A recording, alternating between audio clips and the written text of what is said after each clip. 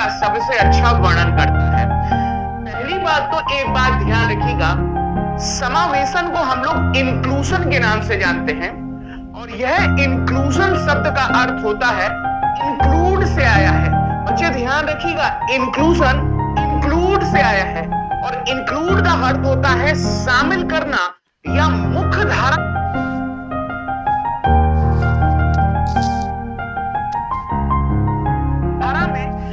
वंचित विशिष्ट बालकों को मुख्य धारा में शामिल करना आपका समावेशन कहलाता है। इस बात को ध्यान रखेंगे। यह विश्वास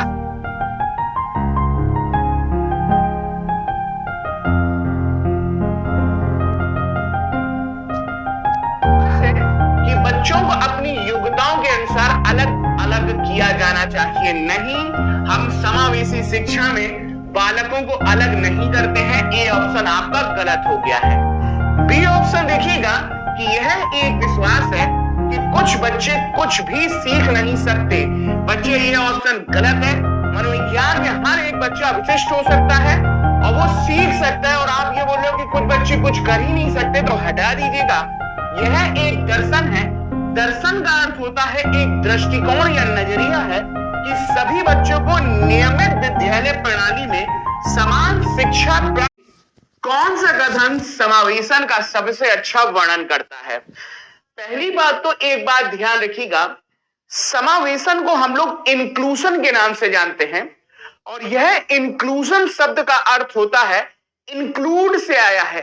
बच्चे ध्यान रखिएगा, इंक्लूजन इंक्लूड से आया है और इंक्लूड का अर्थ होता है शामिल करना या मुख्य धारा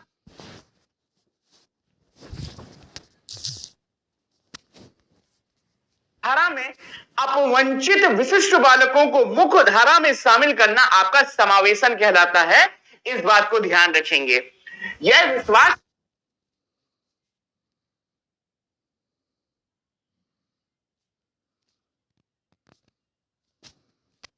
है कि बच्चों को अपनी योग्यताओं के अनुसार अलग अलग किया जाना चाहिए। नहीं, हम समावेशी शिक्षा में बालकों को अलग नहीं करते हैं। ए ऑप्शन आपका गलत हो गया है। बी ऑप्शन देखिएगा कि यह एक विश्वास है कि कुछ बच्चे कुछ भी सीख नहीं सकते। बच्चे, ये ऑप्शन गलत है। मनोविज्ञान में हर एक बच्चा विशिष्ट हो सकता है और वो सीख सकता है और आप ये बोल रहे हो कि कुछ बच्चे कुछ कर ही नहीं सकते, तो हटा दीजिएगा। यह एक दर्शन है। दर्शन का अर्थ होता है एक दृष्टिकोण या नजरिया है कि सभी बच्चों को नियमित विद्यालय प्रणाली में समान शिक्षा